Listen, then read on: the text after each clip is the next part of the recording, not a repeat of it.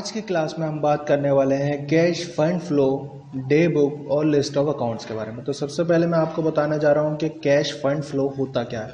तो cash fund flow एक ऐसा रिपोर्ट होता है जिसके द्वारा आप कैश से रिलेटेड ट्रांजैक्शंस के बारे में जानकर उन पर विश्लेषण कर सकते हैं। कहने का मतलब यह है कि विश्लेषण कर कर ही हमें एक समय अवधि के अंदर जितने भी ट्रांजैक्शन किए गए हैं उनका विश्लेषण करके दिखाता है। कहने का मतलब यह है कि कैश फ्लो किसी अकाउंटिंग अवधि के दौरान नकदी का अंत प्रवाह और बाहरी प्रवाह होता है। कहने का मतलब यह है कि उसके अंदर का भाग होता है और बाहर का भाग होता है। ठीक है, कैश फ्लो स्टेटमेंट उन ट्रांजैक्शंस को ही केंद्रित करता है जो नकदी पर सीधा प्रभाव डालने वाले होते हैं, यानी कि ये उन्हीं ट्रांजैक्शन पर केंद्रित होता है, यानी कि उन्हीं ट्रांजैक्शन पर एम करता है जो कि कैश में किए गए हों। ठीक है, यह दो बैलेंस शीट दिनांकों के मध्य कैश के इनफ्लो और आउटफ्लो के साथ कार्य करता है। मतलब कि यानी कि एक अवधि के अंदर दो बैलेंस शीट, कहने का मतलब यह है कि पिछले साल की हमारी जितनी भी बैलेंस शीट हो, यहाँ पिछले साल की यानी जैसे मान लिया 2019 की एक बैलेंस शीट है और 2020 की एक बैलेंस शीट है, उन दोनों के बीच में जो अंतर होगा वह यह दिखाता है। ठीक है, और इसका अर्थ है कि यह दो अवधियों के मध्य कैश की स्थिति में होने वाले परिवर्तनों की व्याख्या करता है। यह कैश शब्द को नकद और बैंक बैलेंस के लिए प्रयुक्त किया जाता है। तो कैश फ्लो स्टेटमेंट को रिसिप्ट और पेमेंट स्टेटमेंट के रूप में भी प्रयुक्त किया जा सकता है, यानी कि आप कैश फंड फ्लो को कैश रिसिप्ट और कैश पेमेंट के रूप में भी देख सकते हो। ठीक है, यह विशेष रूप से गैर लाभकारी संगठनों जैसे व्यवसायों के लिए उपयोगी होता है जहां पर रिसिप्ट और पेमेंट स्टेटमेंट उत्पन्न की जाने की आवश्यकता होती है। तो ये उन संगठनों के लिए यानी ये उन व्यवसायों के लिए अच्छा होता है जहां पर पेमेंट और रिसिप्ट स्टेटमेंट उत्पन्न किए जाते हैं, यानी तैयार किए जाते हैं। ठीक है, तो अब आप कैश फंड फ्लो देखेंगे कहाँ, वो मैं आपको बता देता हूँ। तो कैश फंड फ्लो देखने के लिए आपको जाना पड़ेगा टैली ERP9 के अंदर, और यहाँ पर आपको जाना है डिस्प्ले में। तो सबसे पहले मैं आ जाता हूँ गेटवे ऑफ टैली, डिस्प्ले पे मैंने एंटर किया। यहाँ पर आपको मिलेगा कैश फंड फ्लो। ठीक है, तो कैश फंड फ्लो पे मैं जा रहा हूँ और यहाँ पे एंटर कर रहा हूँ। ठीक है, और यहाँ पे आपको कैश फ्लो मिल जाएगा और फंड्स फ्लो मिल जाएगा। तो सबसे पहले मैं आपको कैश फ्लो दिखा दे रहा हूँ। तो कैश फ्लो स्टेटमेंट में जाएंगे हम और यहाँ पे एंटर करेंगे तो ये कैश फ्लो स्टेटमेंट दिखा देगा। ये आपका इनफ्लो रहेगा, यानी कि जो पैसा आपके पास आया है, और ये आपका आउटफ्लो रहेगा जो आपके पास पैसा गया है।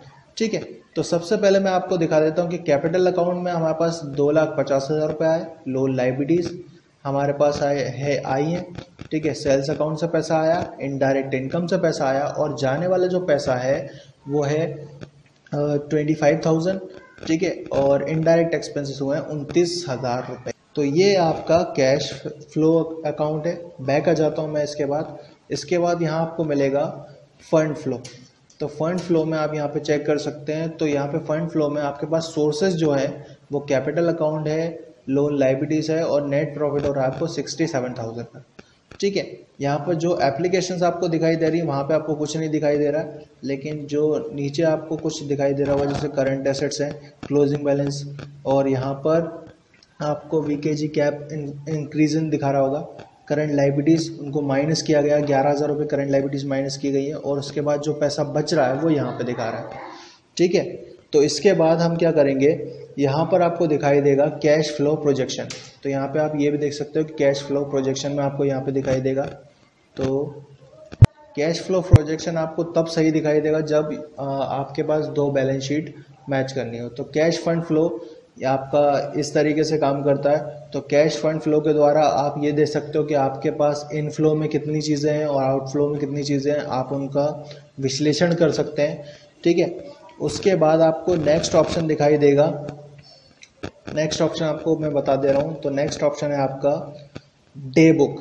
अब डे बुक होती क्या है वो समझ लीजिए। डे बुक का मतलब ये है कि आपने आज की दिनचर्या में जितनी भी एंट्री की गई है, यानी आज की तारीख में जितनी भी एंट्री की गई है वो डे बुक में दिखाई देगी। चाहे वो कैश से रिलेटेड हो या चाहे कैश से रिलेटेड ना हो, वो चाहे परचेस की हो, चाहे वो सेल्स की हो, चाहे वो इनडायरेक्ट एक्सपेंसेस की हो, चाहे वो बैंक की हो।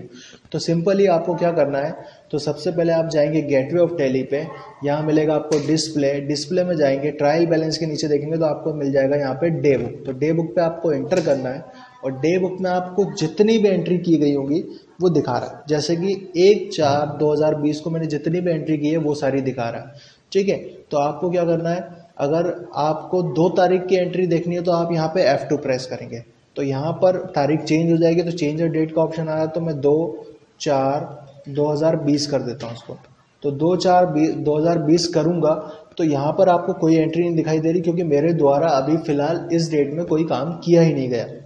आपको वापस देखना है कि 1/4 में मैंने कितनी एंट्री की है, तो आप वापस डेट यहाँ पे चेंज कर सकते हैं। ठीक है, तो ये आपका होता है डे बुक। तो डे बुक में यहाँ पर इनवर्ट क्वांटिटी होती है और आउटवर्ड क्वांटिटी होती है, यानी कि जो अमाउंट डेबिट हुई है वो भी दिखाएगा, जो अमाउंट क्रेडिट हुई है वो भी दिखाएगा। मतलब ये पैसा हमारे पास से गया है और ये पैसा हमारे पास आया है।